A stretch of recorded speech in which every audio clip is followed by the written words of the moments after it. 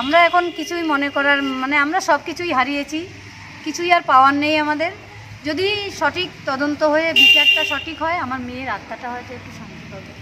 আচ্ছা, আর সেটি হচ্ছে যে কালকেও শুনছিলাম যে বেশ কয়েকজন জড়িত আছে, শুধু সঞ্জয় রায়, আপনি এখনও যেটা বললেন, তো তাদের কি আদৌ গ্রেপ্তার করা সম্ভব হবে? মানে অবশ্যই হবে। যে সদিচ্ছা বা সরকারের সদিচ্ছা আর কোর্ট বলবে। আমরা কোর্টের কাছে রেখেছি আমাদের কোশ্চেন, সুপ্রিম কোর্টে রেখেছি, হাইকোর্টে রেখেছি এবং শিয়ালদা কোর্টেও রেখেছি। কোর্টই বলবে। टाला थाना ओसी को लेकर क्या कहना है आपको?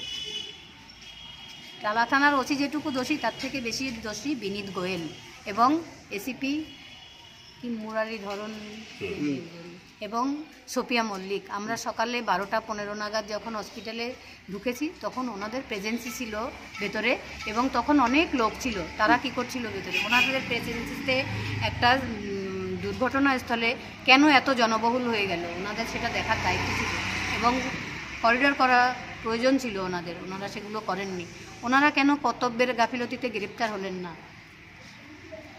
এবং এটাও শোনা যাচ্ছে যে বেশ কয়েকজন ডাক্তারও ওখানে জড়িত ছিল এবং বেশ কয়েকজন নামও সামনে এসেছে। 4 জন ডাক্তার আমার মেয়ের সঙ্গে যারা ছিল তাদের তো জিজ্ঞাসাবাদও ঠিকঠাক করা হয়নি। তারা হেফাজতে না নিলে কি সত্যি কথা বলবে?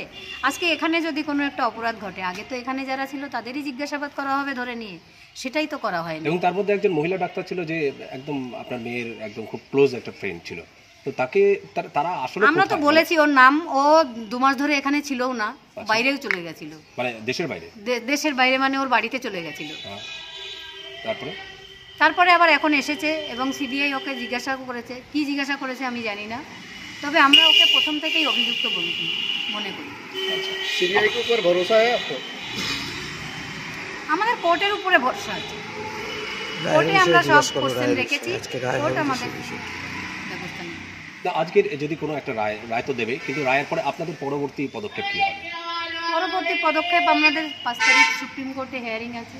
সেটা যদি এখানে হাইকোর্টে চলে আসে তাহলে হাইকোর্ট শুনবেন, আমাদের সমস্ত কোশ্চেনের অ্যান্সার দেবেন এবং রাস্তার আন্দোলনকেও বলবো যারা এতদিন আমার পাশে ছিলেন, সমস্ত মানে কোনো রাজনৈতিক রং ছাড়াই সমস্ত জনসাধারণ যেভাবে আমাদের পাশে ছিলেন, আজকের রায়ের পরেও এভাবেই পাশে থাকবেন। মানে বিচার প্রক্রিয়া হবে, মানে তদন্ত শেষ হয়ে যাবে না, বিচারও শেষ হয়ে যাবে না, আপনারা আশাহত হবেন না এবং আমাদের পাশে থাকবেন, লড়াই চালিয়ে যাবেন। সুপ্রিম কোর্টে যাবেন আপনারা? অবশ্যই যাব। মানে 5 তারিখে আপনারা না, 5 তারিখে না যাব না, সরাসরি থাকবেন না।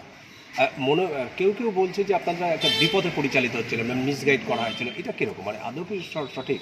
না, আমাদের কেউ মিসগাইড করছে না, আমরা সবার সঙ্গে আছি। যেহেতু আমার মেয়ে যেদিন মৃত্যু হয়েছে সেদিনই মানে আমার মেয়ে সারা পৃথিবীর ঘরের মেয়ে হয়ে গেছে। আমি মনে করছি আমার পরিবারটা এখন অনেক বড় হয়ে গেছে, তাই যারা আমাদের মেয়েটাকে ঘরের মেয়ে মনে করেছিলেন তারা কেউ আমাকে বিপথে চালিত করবেন না এবং আমিও কারো মানে ইয়েতে বিভ্রান্ত হব না, কারণ আমি যা হারিয়েছি, হারানোর আর কিছুই আমার নেই। তাই আমি যাতে সঠিক তদন্ত হয়, সঠিক বিচার হয়, সেই পথেই যাব। কালকে আমরা শুনছিলাম যে সিবিআই যে সাবেক ডিরেক্টর, প্রাক্তন ডিরেক্টর উপেন বিশ্বাস, তিনি একটা আশ্বাস দিয়েছিলেন যে আপনাদের পাশে দাঁড়ানো। হ্যাঁ, উনি আমাদের বাড়িতেও বলেছেন যেতে, বলেছেন আমরা 0 থেকে শুরু করব। কালকে সেটা লাইভেও বলেছেন যে আমাদের জায়গা খোলা আছে এবং বিচার আমরা পাবই। তাহলে তিনি পাশে দাঁড়ানো মানে একটা অন্যরকম একটা মনোবল হতো। হ্যাঁ, উনি আমাদের পাশে প্রথম থেকেই ছিলেন, আমাদের আগেও বলেছিলেন, বাড়ির ঠিকানা দিয়েছিলেন যোগাযোগ করতে, আমরা সময় হয়ে ওঠেনি এবং কালকেও বলেছেন বাড়িতে যেতে এবং সবসময় পাশে আছেন এবং উনি আশ্বাসও দিয়েছেন আমরা 0 থেকে শুরু করব, বিচার আমরা পাবো। এখনো পর্যন্ত যা হয়েছে কোথাও তো আপনার বারবার করে বলছিলেন যে রাজ্য সরকার দায়ী, এখনো পর্যন্ত আপনার গতকালের স্ট্যান্ড তাই ছিল, রাজ্য সরকার দায়ী। এটাই তো বললাম, এই যে স্যালাইন কাণ্ডে 12 জন ডাক্তার সাসপেন্ড হলো, এখানে আমার মেয়েও তো একজন কর্তব্যরত ডাক্তার, এখানে তো কেউ কর্তব্যর গাফিলতিতে সাসপেন্ড হলো না, কেউ অ্যারেস্টও হলো না হসপিটালের কেউ, শুধু একজন বাইরের সিভিক ভলেন্টিয়ার এসে অ্যারেস্ট হলো। ভেতরের কেউ জড়িত না থাকলে তো বাইরের কেউ এসে এটা ঘটানো সম্ভব নয়, সেটা তো সিএফএসএল রিপোর্টই বলেছে। তার মানে একটা অদৃশ্য হাত যারা এই ঘটনাটা ঘটিয়েছে, একটা হসপিটালের মধ্যে এসে একটা ডাক্তারকে ধর্ষণ এবং খুন করে যাব, এটা তো অনেক পাওয়ার দরকার তার। তার পাওয়ারটা কোনো একটা পাওয়ার থেকেই এসেছে, আমি মনে করি সেটা মুখ্যমন্ত্রীর থেকেই এসেছে। কোনোভাবে কি তার সাথে যোগাযোগ করবেন বা তার দপ্তরের না, সাথে কোনো রকম কোনোদিন ইচ্ছে? না, কোনো। কোনো ইচ্ছে নেই। এমনকি এখানকার কেউ যারা মানে কোনো ওই রাজনৈতিক দলের কেউ আমাদের সঙ্গে এসে যোগাযোগ করার কোনো চেষ্টা করেনি, তাই আমরাও চেষ্টা করব না কোনো।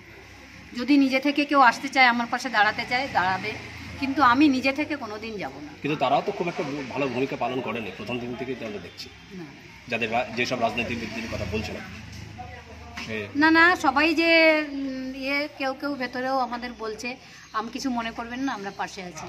আমি বলবো তারা কি কারণে হয়তো দূর থেকে বলছেন পাশে আছি, তারা যদি পারেন সামনাসামনি এসে আমার পাশে দাঁড়াবেন, এটা আমি বলবো। ওই ঘটনার পর থেকে স্থানীয় বিধায়ক আপনাদের সাথে যোগাযোগ করেছে? 4 দিন করেছেন, 4 দিন সে তো প্রথম 4 দিন, হ্যাঁ, কিন্তু পরের তারপরে দিকে আর এখনো কেউই না, আমাদের পানিহাটিতে তৃণমূলের কোনো লোক, হ্যাঁ এমনকি আমাদের কাজের সূত্রে কিছু লোকের সঙ্গে জানাশোনা আছে, তারা তৃণমূল করে, তারা পর্যন্ত আমাদের বাড়িতে আসতে চায় আসতে চায় না। না। এবং আমাদের কেউই আসে না, একমাত্র এই সামনের বাড়ির মামি ছাড়া কেউ আমাদের বাড়িতে আসে না। এই বছর হ্যাঁ। আর প্রতিবেশীরা আচ্ছা, কি কারণে জানি না, এটা আমার জানার ইচ্ছাও নেই। ইচ্ছাও নেই, কারণ সমস্ত পৃথিবীর মানুষ আমার পাশে আছে। এই কয়েকজন আমার পাশে থাকলো কি না থাকলো এটাতে আমার কিচ্ছু যায় আসে না।